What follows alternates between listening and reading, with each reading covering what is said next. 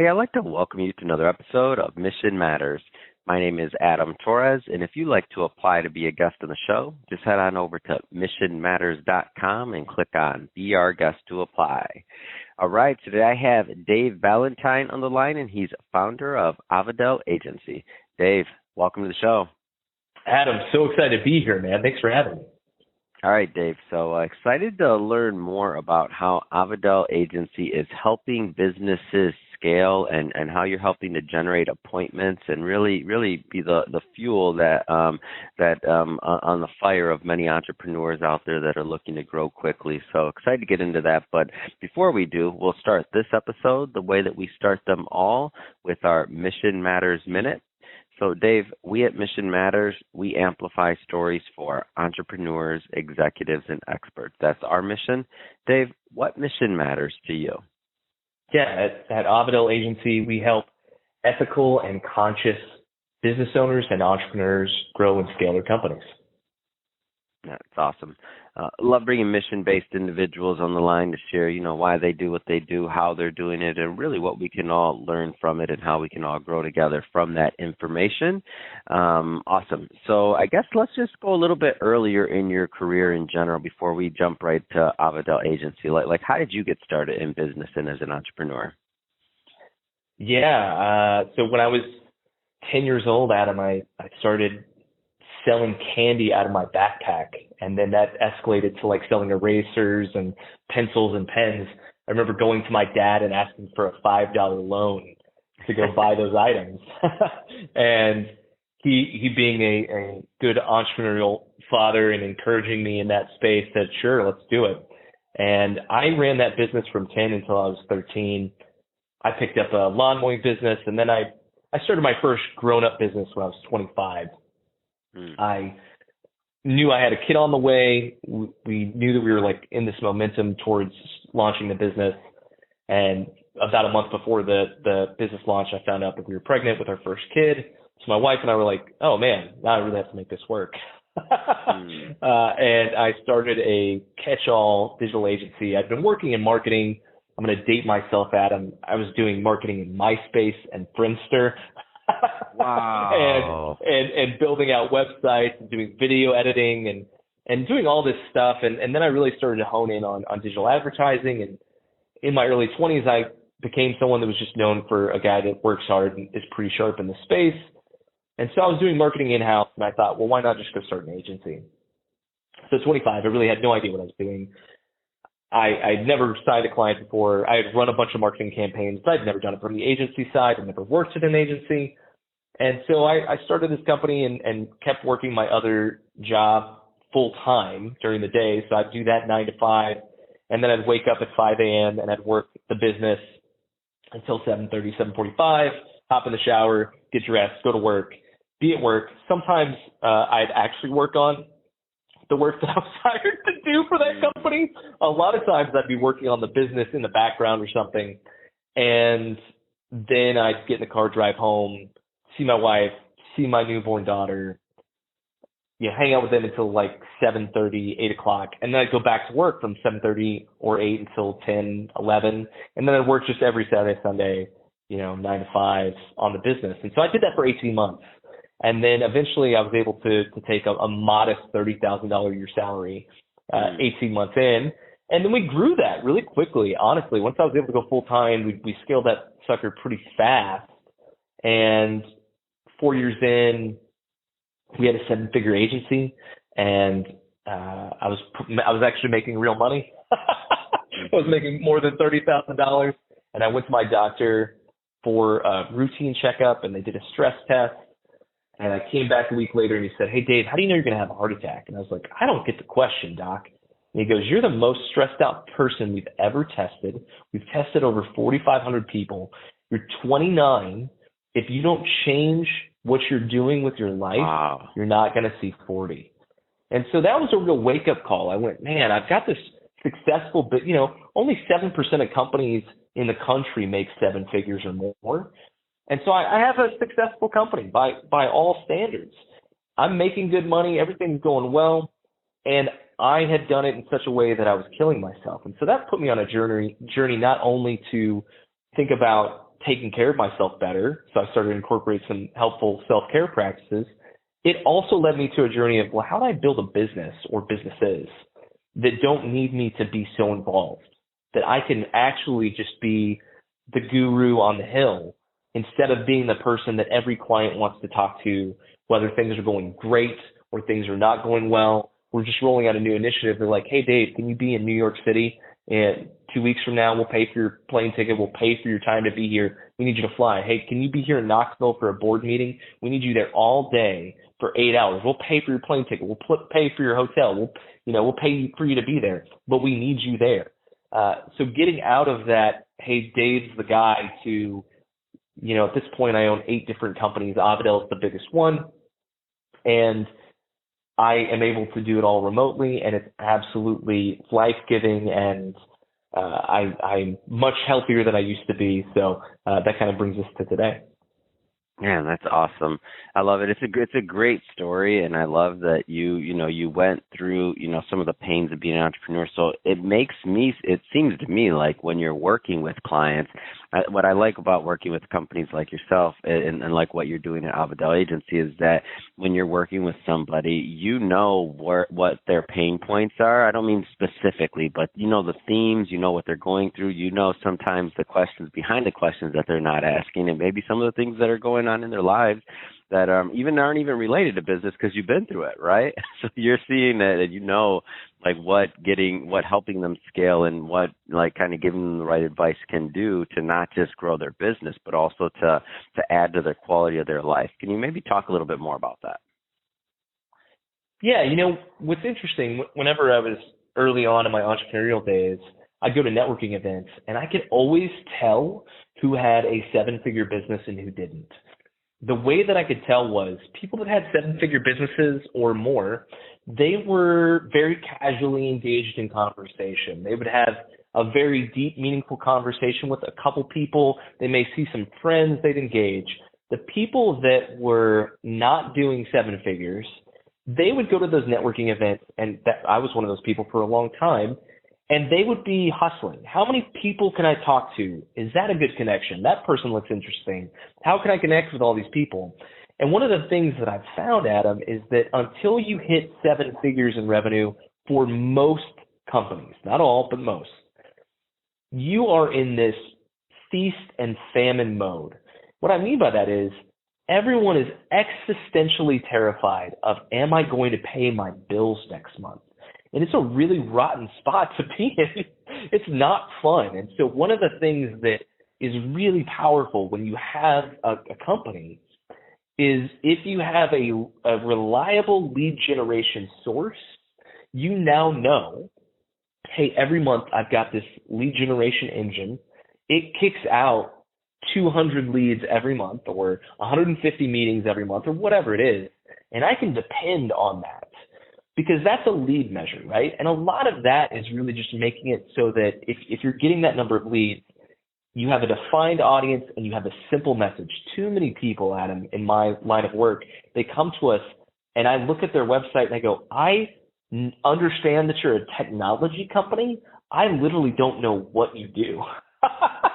And they're like, well, could you not tell that we solve problems? And I'm like, I can tell. I have no idea how you solve my problems. I have no idea if you have any return on investment. I have no idea. There's just no way for me to understand what you're doing. And so a lot of what is really, really helpful is when you're less than 7 figures, hey, you got to set that lead generation source. If you have your marketing on point for that, you're going to sleep a little bit better. If you figure out sales on top of that, you'll sleep really well. Because one of the best problems to solve in my experience has been, hey, if you have a good enough product at first, not over time, but at first, you're like, hey, I've got a minimum viable product here. We have this language for software development all the time. We should be using it for services as well. I've got a minimum viable product. I'm going to sell it really inexpensively as an alpha or a beta program.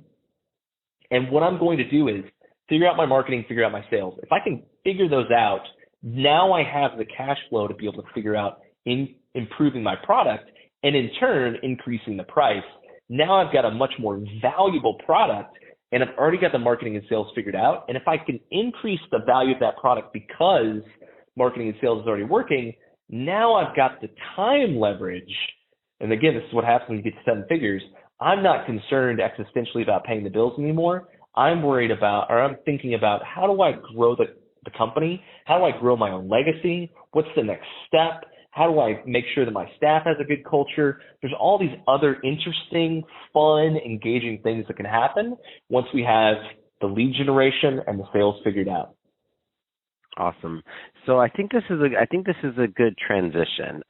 Dave, I'd like to go further into Avidel Agency and how you're helping business owners. So maybe you start by just telling us a little bit more about the agency and what you do.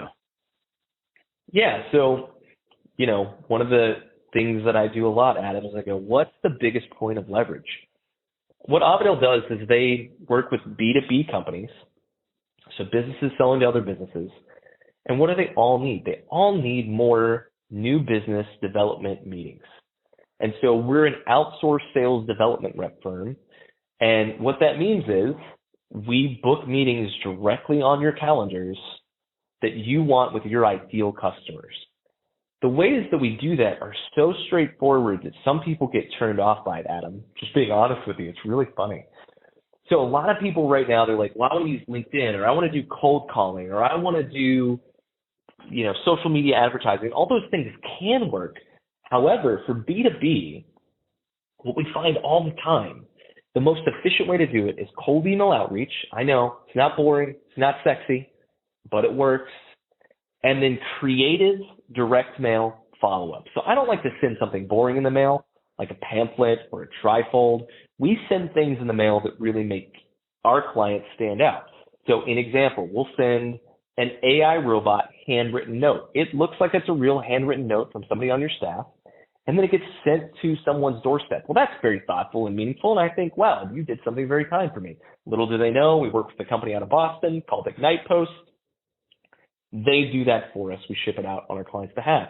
We also have another vendor called Better Than a Letter. They're based in Fort Worth, Texas, and we send out things like piñatas that come outside of a box, or a message in a bottle that comes in tubular mail.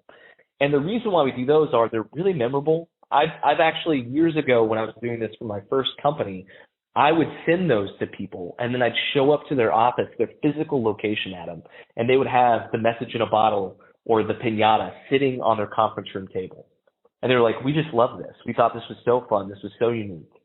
And so what it does is that Avidel sets you up with meetings with large companies or small companies or everything in between that you can then sell to. And so Avidel's main job is to get you that meeting, and then our clients take the meeting from there. One of the things that's been interesting, though, Adam, is that because we take so many of these cold calls for all 8 of my companies, we've gotten pretty good at them.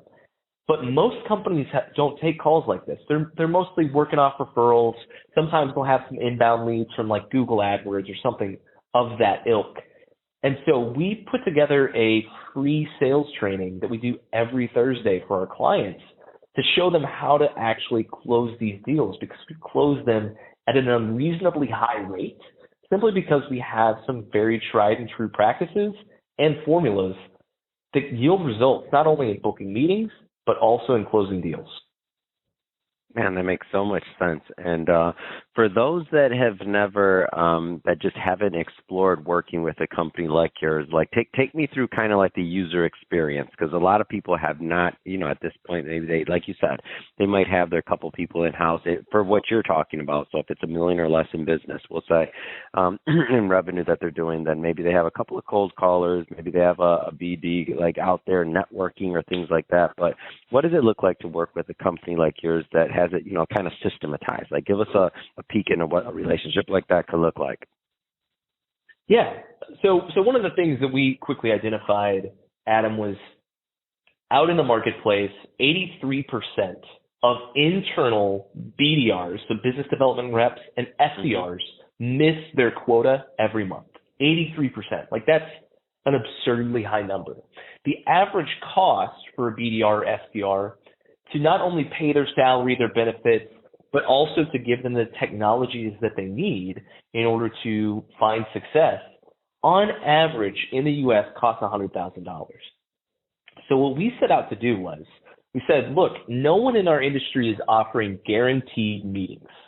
So we want to offer a guaranteed minimum number of meetings booked for the year. And we're going to do it cheaper than if you hired someone in-house. So when you work with us, it's kind of like there are, I had a colleague years ago, Adam, that put it this way.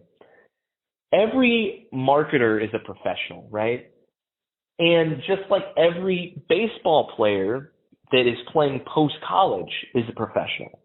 And there's a difference between a guy in single A, a guy in double A, a guy in triple A, and a guy in the major league. They're all pro baseball players.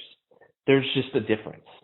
So what I would say is the difference between working with a team that you have in-house and working with an outsourced firm like what I have, it's kind of like having someone that's a double A, triple A, single A versus having a major league baseball team working on your account. We're professionals. This is all that we do at Avadel is literally book meetings on people's calendars. And so we've been able to craft some very, very helpful heuristics that help us define what we could do to help have our clients be successful. I'll give you a couple examples, Adam, because they're going to help anyone that's listening to this right now get better results out of their internal team if they're using one, if they're doing it on their own, or even if they're working with another SDR firm. So one of the first things that I say is take your case studies and simplify them down to a sentence. So most people have case studies that are several pages, and we will take those and put them down into a sentence. And here's the formula for the sentence that books meetings. We worked with X company. We got Y result in Z time. Okay, we worked with X company. We got Y result in Z time. So what this could look like is, we worked with a leading telecommunications company, because sometimes you can't name drop with some NDAs. They saw a 12% increase in their returning customers in the first 45 days of running our campaign, right? We found that if you say 90 days or less for that Z time, it gets the best results. So one of those things is just taking your case studies, shorting them down, making them as small as a sentence really makes a big difference. And then the second thing, Adam, and this is a thing that is like become our bread and honey, is creating what we call is an outrageous offer. Something that sounds too good to be true, but really isn't, right? So there are so many examples that are out there. One of my favorites is Costco's $4.99 chickens, right? They've got whole rotisserie chickens that still cost, to this day, $4.99. Mm-hmm. What they did with those was, though, they put them towards the absolute back part of the store, so you have to walk through the entire store to get to them. They lost $20 million on these chickens last year because they're selling them at a loss. But they put the chickens next to other high profit margin items like wine, other prepared foods, beer. And so what this does is people inherently, they walk past something and they go, oh yeah, Bobby and Suzanne are coming over later this week. I should pick up some chips and salsa. Oh, and maybe I should get some charcuterie boards. And so they make more money off of that because they have an item that's, idyllic. And so we've done this with all of our companies. It's a thing that we've done with one of the companies that I own, Adam. It's a flight school. And you can do a 30-minute flight for $49.99. Go do what we call a discovery flight. Go see if it's something that you'd be interested in. All of our competitors charge at least $200 to do that. So our cost per acquisition went way down, and our close rate actually was just as good as it was when we were charging $200. And we're putting our competition out of business, and we're growing exceptionally fast because we came up with an offer that sounds too good to be true. And in reality, it works. Wow, that's great. It makes so much sense. And to hear you say it and the way you explain it, I know there'll be some business owners and people that are listening to this that are like, okay, yeah, that makes sense. And I didn't know that about the Costco chickens. They get me every time. I didn't even know it. They get me. You're right. You get me to walk in. I go get my chicken. And then before I leave, it's a $400 carton. I just wanted to go get a couple little things. Oh, that's right. Good. They got me, Costco. You won again. It's okay, Dave. Oh, man. Well, I'll tell you, Dave, it has been great having you on the show, and I know we're basically just scratching the surface on your content, what you have to offer for business owners. So I'll leave you with this final question, two-part question. First part is, what type of business owners and businesses do you find normally get the most value out of working with you and your team? First part of the question, and then second part is, how do people connect and get in touch? Yeah, so really anyone that is selling B2B is the first thing for Avadel. And typically what we look for is someone that has a monthly recurring revenue software, product, or service that's at least $2,000 a month, or they have an annual recurring revenue value of around $20,000 or more. That tends to be where it works out really easily. And then that could be a SaaS product, that could be another marketing agency. We have a lot of those. We even work with cannabis companies. Like, there's a lot of different industries that we represent. We have 120 different clients right now. So there's a lot that we can help with in that space. And then as far as if you want to reach out to me, you can shoot me an email, David@Avadel, AVADEL.agency. And in fact, Adam, if you're cool with it, I'd love to throw out a freebie to your listeners if that's okay. Oh, please do. We like freebies. Do it. So if you found this conversation interesting and you're in a space where you need some B2B meetings booked, you can email me, David@Avadel.agency, and just mention the title of this podcast in the headline of the email and say, hey, Dave, I'd like to take you up on your 3 meetings free offer. And my team will book you 3 meetings free. We'll get you set up with an onboarding. We'll put you through the whole process. You'll get to see how we work and how things like our SDR firm run.